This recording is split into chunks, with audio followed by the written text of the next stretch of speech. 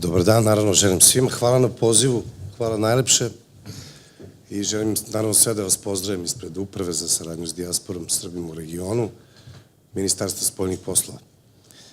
Slušajući ovo, spremio sam neke činjenice, nešto što je važno da vam pročitam, a i prosto za medije da bude jednostavnije, ali imao sam prilike u poslednjih nekoliko godina da obiđem našu decu i u Čikagu, sada nedavno u Trstu. I zaista, ja sam sa njima proveo neko vreme, prosto sedem sa njima, malo razgovaram, pitam ih o nekim našim ljudima, herojima ćirilice i heroinama ćirilice, i oni znaju i ponosni su. I zanimljivo je bilo da su im potrebne ovakve knjige. Čak i izdanja sa pevanjem, nešto što im je prijemčivije. Tako da nekako, kada provedete s njima neko vreme, i ono što jeste najvažnije da ne zaborave odakle dolaze i da nikada ne zaborave svoj jezik i pismo.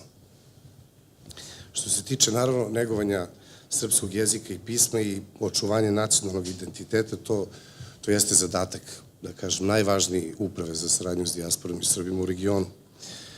Jedan od tih načina je da se nastava unapredi i obogaćivanje nastavnog i didaktičkog fonda dopunskih škola u rasijanju novim udžbenicima i materijalima. Uprava za dijasporu i Srbe u regionu godinama neguje tu tradiciju. Poklanjamo udžbenike, knjige, časopise dopunskim školama srpskog jezika u inostranstvu i na taj način omogućavamo mladim ljudima koji žive van matice da se upoznaju sa kulturom, tradicijom i istorijom zemlje iz koje su potekli. Prošle godine u značajnom obimu poslata je velika količina udžbenika našim dopunskim školama, a Uprava će i dalje nastaviti da širom sveta distribuira udžbenike i bukvare za učenje srpskog jezika dece u dijaspori. Podržavamo u akciju Vesti, apsolutno, i naših velikih prijatelja. Oni prate to što mi radimo i, kako da kažem, konstruktivno i lepo govore o tome, zaista pozitivno, i mislim da je to važno, da treba da postoji dobra saradnja. I hvala zaista na tome. Ja ću vam samo, evo za kraj reći da ovakvim konkretnim akcijama omogućavamo mlađim generacijama da razviju pripadnost prema sopstvenim korenima. Ne smemo dozvoliti da zaborave maternji jezik. Jezik nije samo vid komunikacije i sporazumevanja, on je osnova za očuvanje nacionalnog identiteta. Što je u ovom momentu veoma važno za našu zemlju. Dobar dan. Ja sam Aleksandar Vidaković, živim u Nemačkoj, tamo su me odveli kad sam imao 3 godine, inače poreklom sam sa Borogova brda iz Republike Srpske, rođen u Zemunu. Sa 3 godine su me roditelji odveli u Nemačku. Ja nisam teo da napustim onaj raj kod dede, onaj prelep prizor, ali nemate sa 3 godine neki lobi. Sada, evo, postajem, kažu ljudi da danas se živi 100 godina, ako im je verovati, ja uskoro postajem većinski vlasnik svog života, imam 3 sina, 13, 11 i 9 godina. Radim ovaj posao, pratio sam mog oca koji je osnovo i stvaralac te novine koja je nastala pre 26 godina, kada su nam uvođene sankcije, takozvane ekonomske, a u stvari cilj je bio da Srbi van Srbije u broju 4 do 6 miliona ne čitaju tu jednu prevaru koja je kršila sve međunarodne zakone. I onda je moj otac došao na ideju da napravi nemačku novinu na srpskom jeziku i tako zaobišao sve to, što je prouzrokovalo razne probleme, ali sreća, moj otac nije neke plašljive prirode. Ja sam pre 2 godine, pošto se on malo umorio, dao mi je prostor da, kako bi rekao, ajde radi i ti nešto. I krenuo sam ovdje u jednom zavidnom trenutku.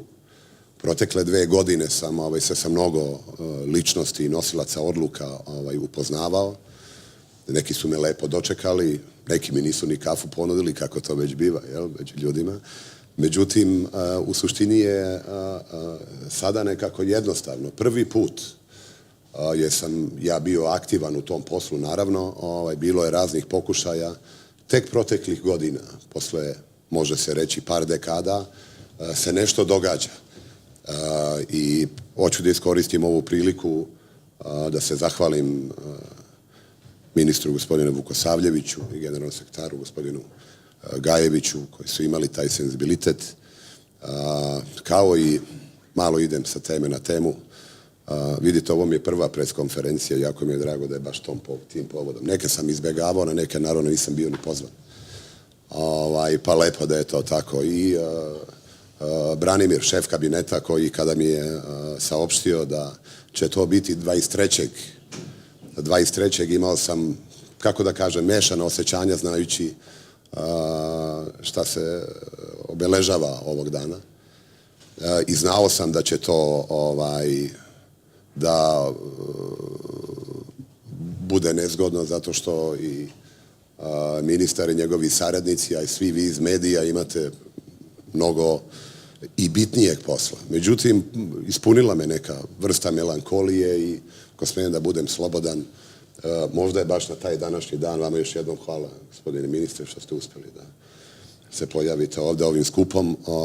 Možda se može reći da oni kad su bombardovali tu zgradu i kad je poginulo 16 ljudi, da su oni na neki način, ako ćemo tako, bombardovali ćirilicu. U proteklih 2 godine se mnogo toga događa. Nije bilo zamislivo da će ovdje ima sjajnih operativaca u ovoj kući koji su uvek radili, ali njihova rukovodstva možda im nisu dozvoljavala da se aktiviraju kako su oni hteli. Ovo je prvi put, to je ogroman vetar u leđa kad vi znate da niste sami. Sami nismo svakaki, ima nas raznih koji se aktiviraju i na crkvenom planu, ali znate, ako Ministarstvo kulture, hvala vam i na sredstvima koje ste nam dali na raspolaganju, mi smo privatno preduzeće, porodično bolje rečeno, i ne možemo da dobacimo sve. Profiti su nam manje bitniji, ja sam svoj novac zaradio, meni ništa ne treba i hoću da ulažem u preduzeće. Hvala na tim sredstvima, ali taj grb Ministarstva kulture i uopšte ta naklonjenost i taj jedan zdrav prilaz prema, eto meni, jednom dijasporcu, daje veliku snagu. I mi planiramo, imamo jedan i kratak videoklip koji sad nećemo moći verovatno da prikažemo, ali svima bi ga dostavili i svim medijima gde se pojašnjava i šta planiramo. Znači, to je sada taj almanah. Meni je bilo žao da to završi na tom novinskom papiru u tih 30 sreda. I onda sa jednom doradom smo to uradili i ispalo je kako je ispalo. Imamo poprilično pozitivne recenzije. Sljedeći korak je, planiramo, naš website 1. maja dobija jednu novu konstrukciju, bit će malo drugačiji. Planiramo website koji se zove Zapisi, sve ono najbolje kod Srba, a vezano za učimo ćirilicu, do kraja godine nam je u cilju da, to nam je namera da imamo website učimo ćirilicu ili male vesti gde će deca, i u ovo krenula je digitalna epoha i mi moramo da koristimo sva moguća sredstva da održavamo ovo naše, pa ako ova gospoda u Silicon Valley-u bude krenula sa nekim hologramima, onda ćemo to isto da radimo na hologramima. Samo je bitno, jer i ova digitalna epoha može biti velika prilika, ali samo ako mi kao društvo preuzmemo to i koristimo na naš način. Ako njima budemo dozvolili da nam kažu kako da se koristi, bit će nezgodno, znate, jer pitanje da li je internet dobar ili loš je poprilično pogrešno pitanje. Pitanje je zašto je dobar, a zašto nije. Tako da svašta bi vam nešto rekao, s obzirom da mi je ovo premijera, hoću da vam kažem, bili ste jako strpljivi sa mnom i razumni. Vesti stoje svima ovde u Matici, u Srbiji i Republici Srpskoj na raspolaganje za bilo šta, za bilo koji oblik saradnje. Ja apelujem i molim i medije da koristite našu logistiku. Nema mesta da nemamo dopisnika, da nemamo neku vrstu prodaje nečega. Znači, taj logistički moment. Jedan šef Privredne komore Nemačke mi je bio u gostima, On je bio 2002. godine ovde, možda po nekom drugom osnovu, i onda mi kaže, a jel imate dopisnika u Karakasu? Rekao, tamo imamo 2. Zato što sigurno ima neki Srbin koji je nastavnik ili koji je dovoljno pismen da se aktivira. Imamo spisak svih dopunskih škola i svih srpskih udruženja od Beijinga pa do ove zapadne obale, San Francisco. Tako da stojimo na raspolaganju, koristite nas, a ja ću biti slobodan da se nosiocima odluka pa i medijima i dalje namećem. Vi ćete mi to oprostiti. Hvala puno na svemu ovome i u nadi da će biti još prilike. Hvala vama. Ja bih dodao samo, hvala gospodine Vidaković, samo još jednu kratku observaciju. U vreme Đure Daničića rad za srpski jezik i pravopis i pismo se vodio na način i u skladu sa uzusima i potrebama tog vremena. Ali danas, jedno 170-180 godina kasnije, opet je možda rat nije prikladna reč, ali borba, zalaganje i za kvalitet srpskog jezika, i za učenje srpskog jezika, i za pravopis, i za korišćenje srpskog ćiriličkog pisma jeste veoma važna borba. Kažem, motivi možda nisu identični, ali je potreba ista ili vrlo slična. Danas srpska dijaspora broja, sad neću da improvizujem podatak, ali veoma veliki broj ljudi koji žive ne samo u zemljama regiona, nego u celom svetu, na svih 5 kontinenta.